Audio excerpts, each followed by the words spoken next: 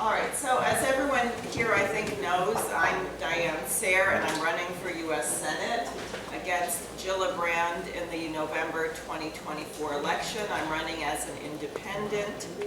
I am definitely open to being on other ballot lines. We'll see how things play out. I think we are in the most unusual election period ever in the United States, where the two leading candidates in either party, and I would say Bobby Kennedy or Donald Trump, are either under threat of assassination or indictment or whatever. So you have this monstrosity of news media, Congress, financial elites, intelligence agencies that have in effect taken over the country.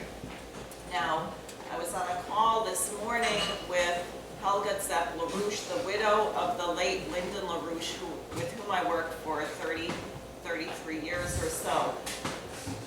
The situation in Ukraine with regard to Russia is not easing off. They're not covering this in the press very much now because the fighting has been going on for, I guess, about 18 months now. It's been a year and a half.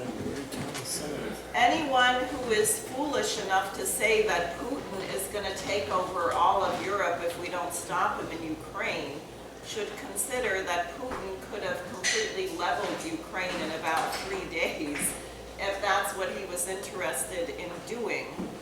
Obviously he's not, but Biden was very explicit when he said his intention was the destruction of Russia.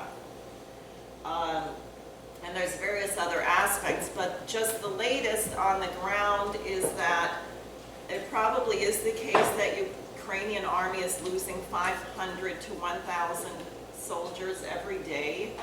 It is a horrific meat grinder. They are actually sending to Poland and other places, trying to extradite any men who left the country, claiming they did fake things on their medical records and stuff and bring them back. They just don't have the manpower. Now it's been announced that we will, and you can think of everything Biden said at the beginning that we were not going to do, right? We were not going to have, he said, boots on the ground. We do have advisors there. He said, we're not going to send tanks, we're sending tanks. We're not going to send F-16s, we're sending F-16s. We're not going to send long-range missiles. Now it's announced we're sending the ATACMS missiles, which have a range of about 190 miles, which is certainly enough to strike into Crimea or the Donbass, or if you get who knows how far. There are drones now routinely crashing into or dropping things on apartment buildings. You have the attack on the Russian Black Sea Fleet, and the ATACMS missiles are going to be equipped with cluster munitions, which 123 nations consider a war crime. So why is our nation doing, and we were denouncing the Russians for allegedly using them, and now we are shipping them. And if you're not aware, in Laos right now, to this day, 500 children are dying per year from cluster bombs that we dropped in the late 60s and 1960s. So these things, if you have a certain rate that don't explode, they're going to stay in the ground and they're going to be there for decades. And we're also sending depleted uranium, and I know they brought someone out from the Pentagon to say, oh, don't worry, depleted uranium, it's fine. I brush my teeth with it, or whatever they said. In Iraq, where we used depleted uranium, you had, I think, a 400-fold increase in cancer. Well, not only that, the density of that bullet or munition will go through a tank. Well, that's the point of it, right? Now, the Russians use tungsten to penetrate tanks. They don't use radioactive material, but that is the point of it. Right. So French, English. Right, yes. And what just came out is apparently the Russians destroyed a tank and they got to the tank, and there were German soldiers in the tank. And one of these soldiers gave them some information before he died. So now, if you have NATO troops in Ukraine officially, how does this spread the war? And the Russian Foreign Minister Lavrov just spoke at the United Nations actually today, but he has been very explicit. They're trying to get a message across, which is, where do you cross the line where we say Germany and the US are co-belligerents? They're legitimate targets because they are providing the weapons, the ammunition, and particularly if we have boots on the ground. So the situation is actually not improving. We really could end up in a confrontation that leads to thermonuclear war, even by accident. And unfortunately, you have people, the so-called West, the United States, the Pentagon, our intelligence agencies, have people who are so arrogant and so delusional that they think you can win a nuclear war, or that you can have a small nuclear war. We can use tactical nukes. Now, so that's the actual danger. There is a shift. As people may know, Zelensky was not allowed to go to the House of Representatives this time. Yeah, I'm sure Nancy Pelosi was sorry. He wanted to come and beg for more weapons. And there's opposition to funding the war, which is correct. Probably if we stopped funding the Ukrainian military, stopped sending weapons, this thing would end in a matter of days. It would be over, they would be forced to negotiate. But the intent is not to do that. And that's what I want to actually get at, and why the state of New York is very, very important in the world. And this campaign in New York is very important. We are going through a phase change in human history. Lyndon LaRouche warned in 1971, he actually warned that the Bretton Woods system was about to be ended just prior to Nixon's decoupling the dollar from gold. And since that time, what has happened is that the dollar really does not exist. We had the petrodollar. It is not connected to anything remotely in the physical real world in terms of production, manufacturing, industry, or anything in the United States. And we embarked on this crazy thing called the post-industrial economy. We had the assassinations of the 60s. You had a horrible paradigm shift in the United States from optimism to pessimism. And in effect, they said truth doesn't matter. That's what we're facing right now. There's no such thing as truth. Whatever your opinion is, as long as it's not the wrong opinion, but whatever your opinion is, you can have it, and the more divorced from reality it is, the better. That's what we're going to promote. The green movement, right? Trees are more important. And never mind the fact that the world has today, I think something like, Jason probably has the figures, about 11% or something more greenery than we had maybe at any time in history, because guess what? Human beings plant trees, and we plant food, and if you're worried about carbon dioxide, the best thing is to have a lot of farms. But they are telling us that the farms are killing us. We should stop having farms. So we had that, and we had the Vietnam War, and we had a horrible shift, and the dollar became a weapon, and it became an instrument of speculation. So that you have the bizarre situation now that the higher the stock market goes, the worse the physical economy actually is. The more money you print, you are taking money out of what we used to invest in, like roads, water management, rail, health care. I was speaking with someone earlier. In the United States, since about 1960 to the present, we have eliminated over 90% of the inpatient psychiatric beds. Now, that is not because we are so much more sane now than we were in 1960. It was inherited. That's right. Now, half of the people went to Washington, D.C. No.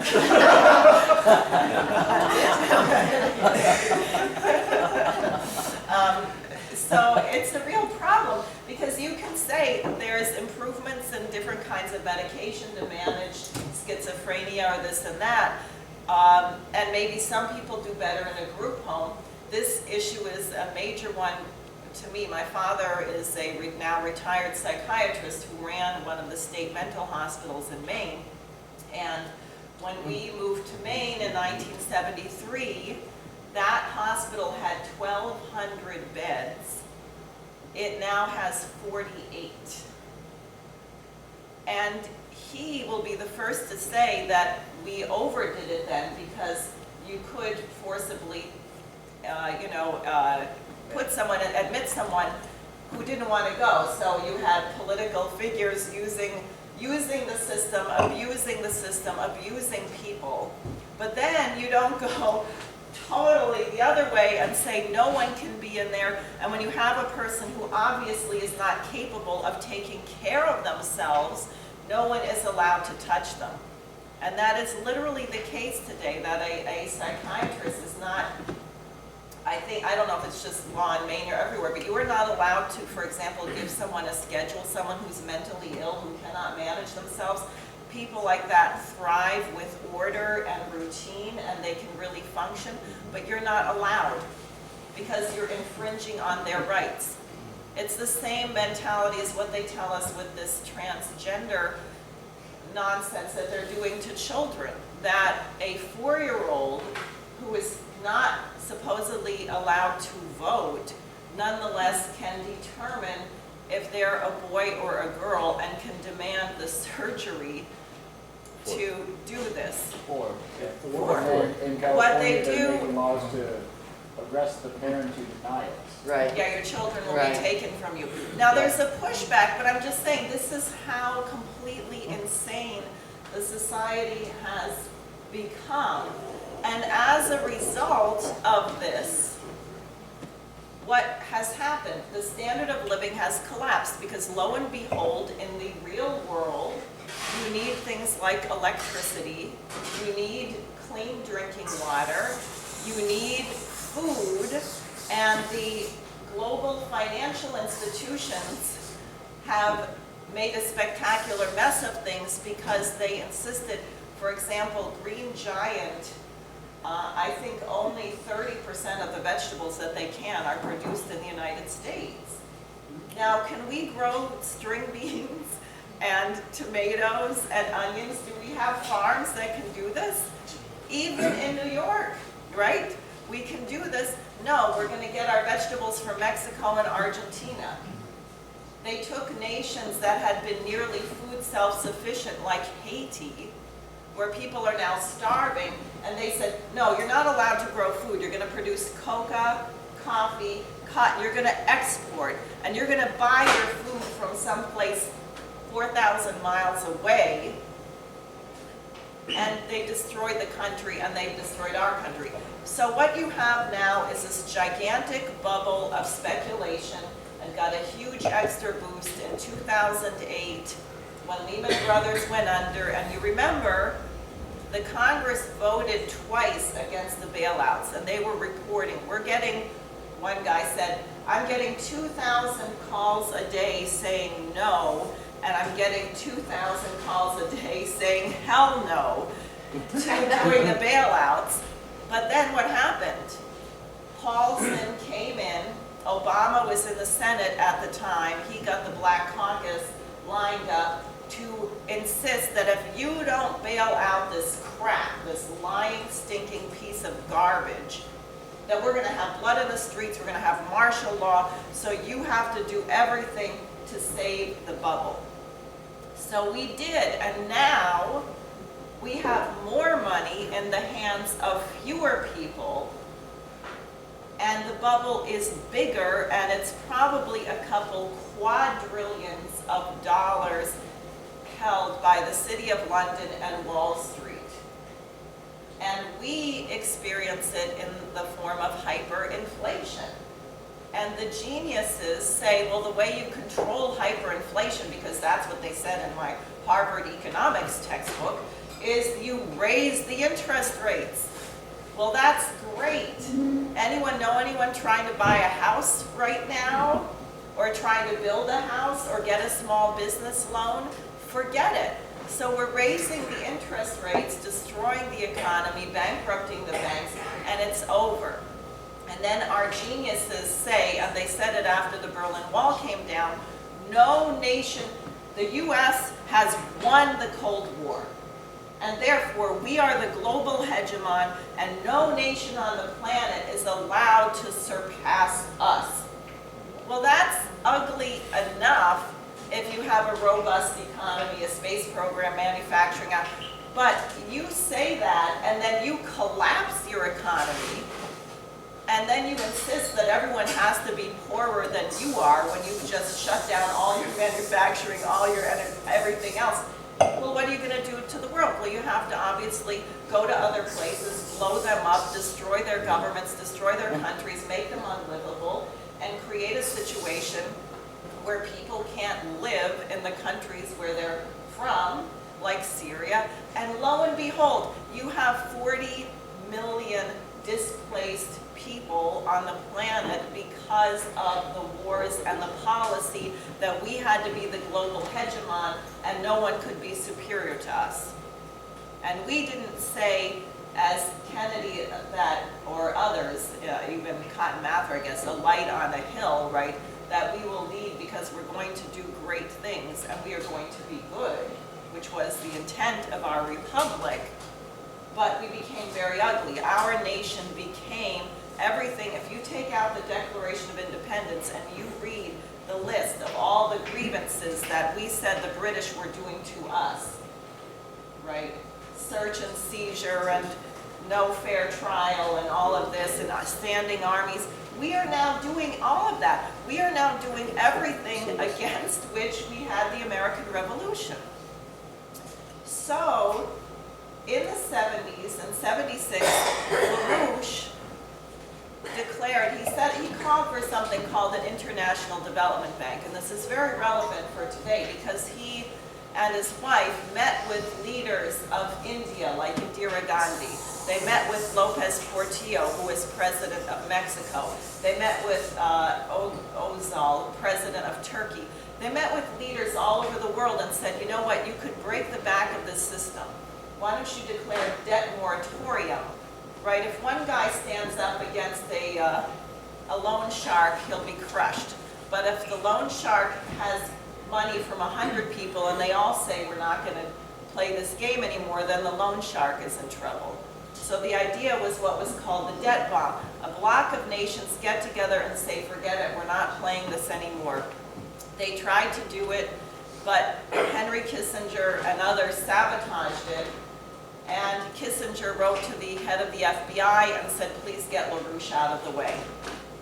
So, and it was two things LaRouche was doing. One was organizing a new monetary system.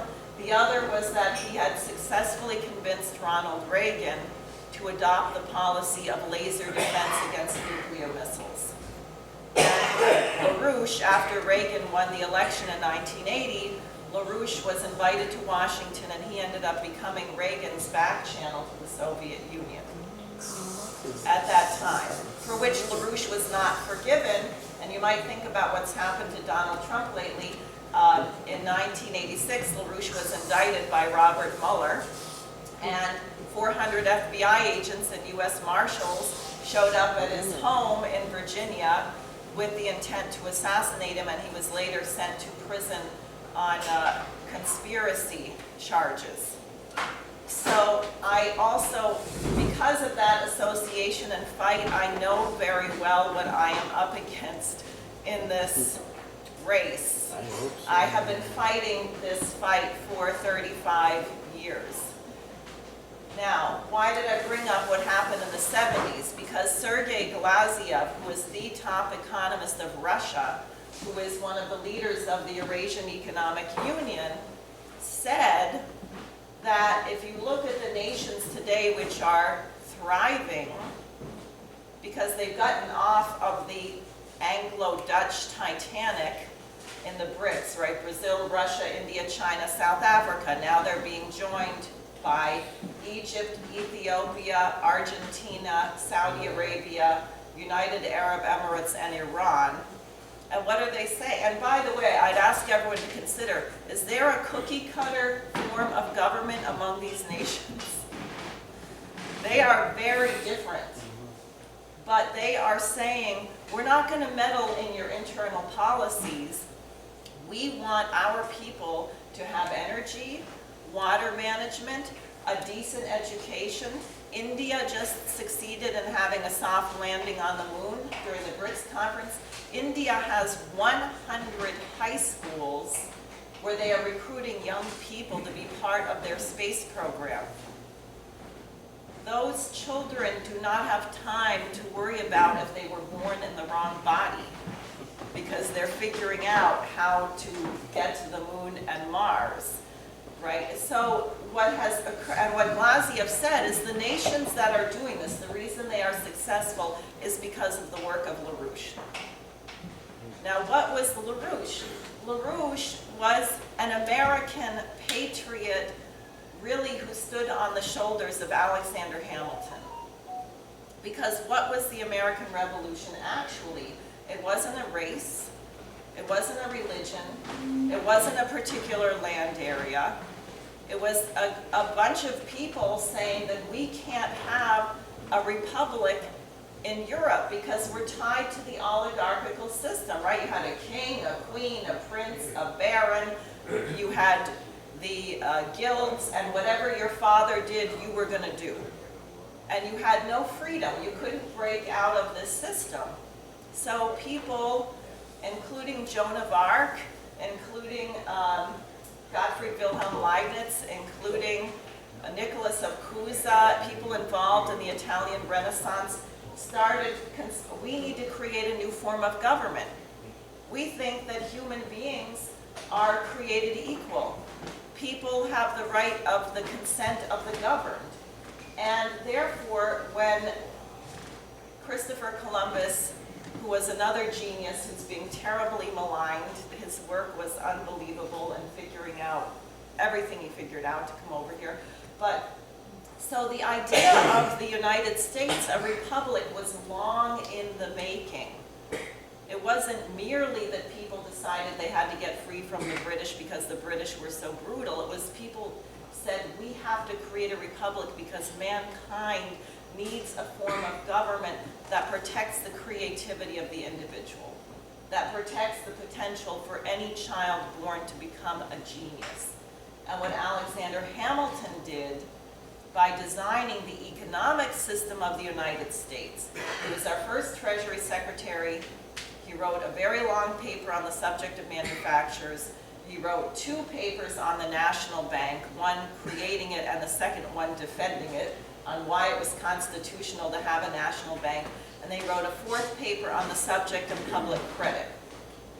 And what Hamilton understood was that money was an idiot, that money had no intrinsic value, that the question was using the credit to generate the growth to create an increase in man's power over nature, to allow human beings to be more productive. If you think of the British system, or you think about Parson Malthus, have people heard that term Malthusian? Mm-hmm.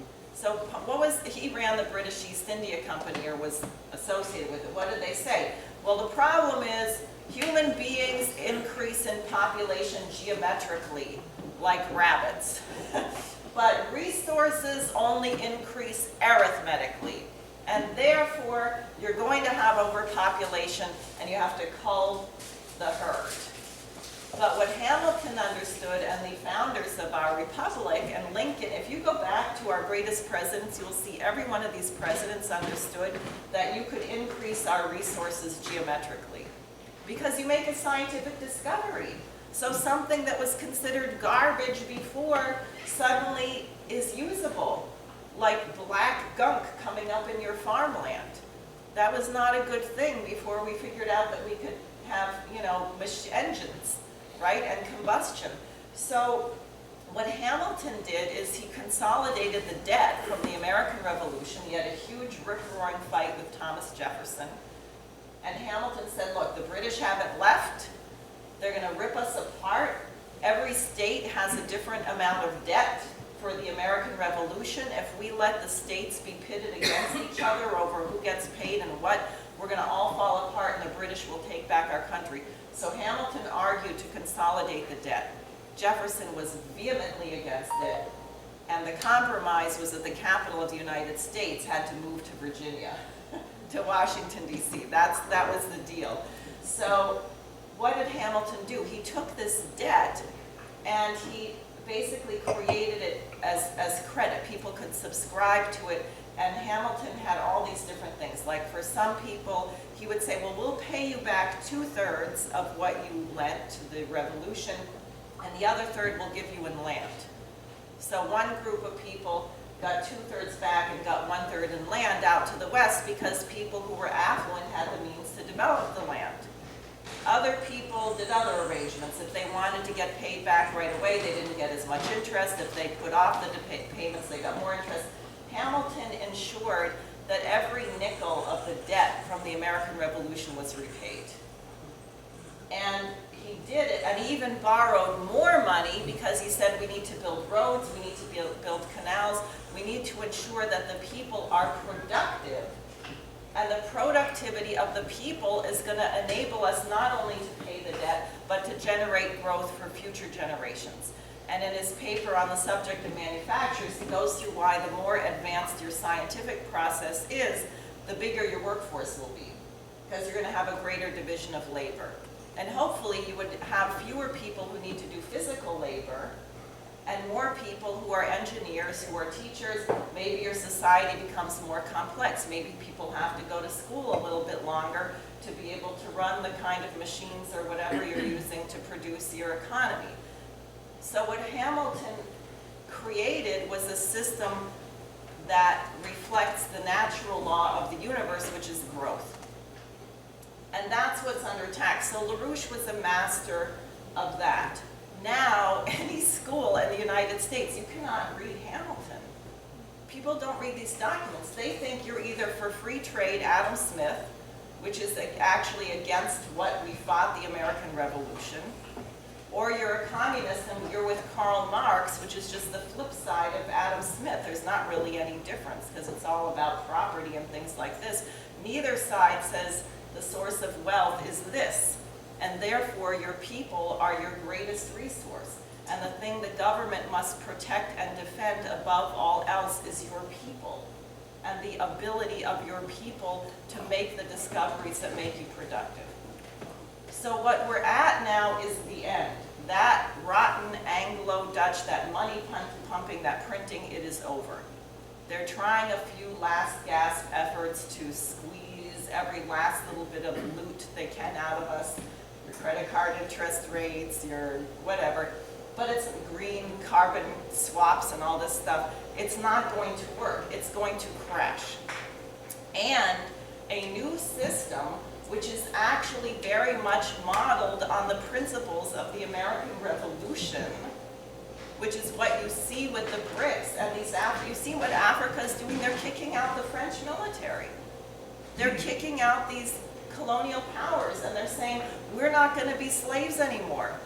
You can come here and tell us we have to have solar panels and windmills, but we don't want that. We're going to build nuclear power plants, and we're going to build gas pipelines, and we're going to use our own resources.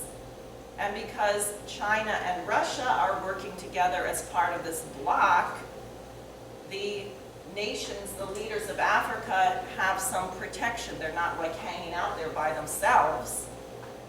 So they are now fully getting their independence.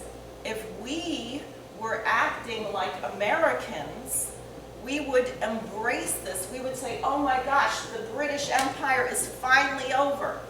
Every nation is going to be independent, and they'll have their own language, and they'll have their own religion, and they'll have their own, but they're throwing off this usurious, looting, colonial legacy.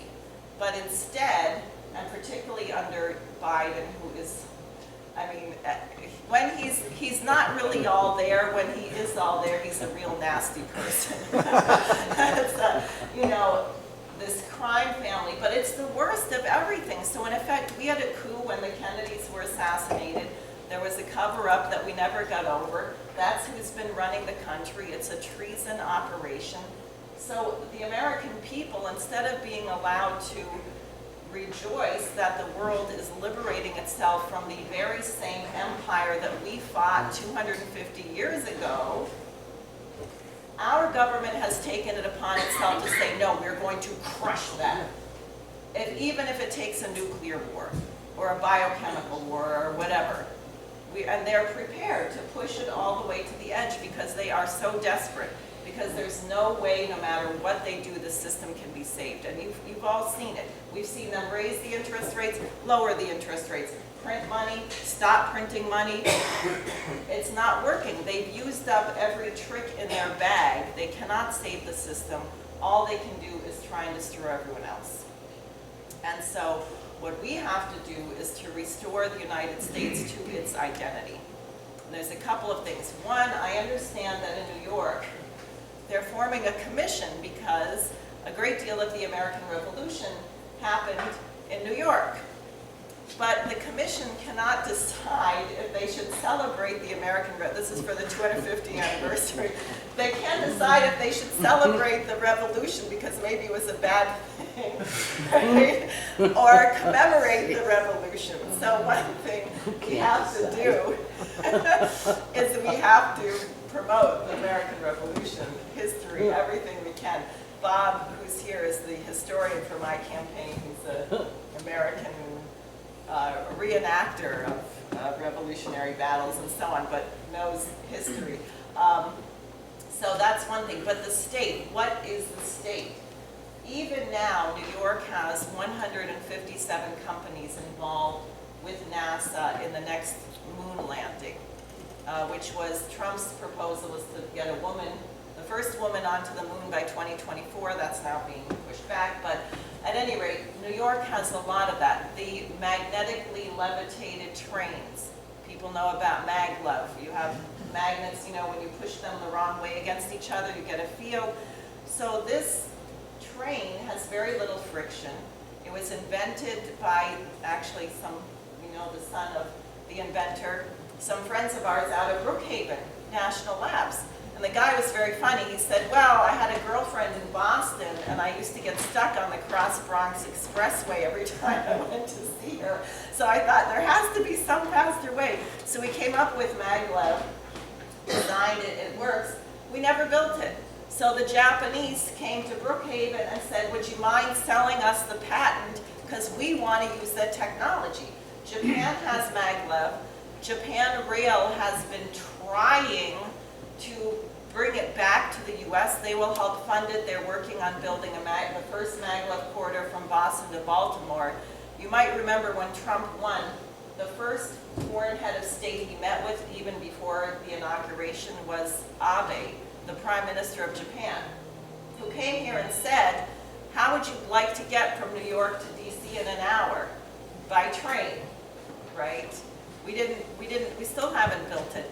There are beautiful maps of a corridor which would go basically from Long Island to Albany, Albany to Buffalo, which is a fairly straight corridor. The state could give a great gift to the nation by reviving this.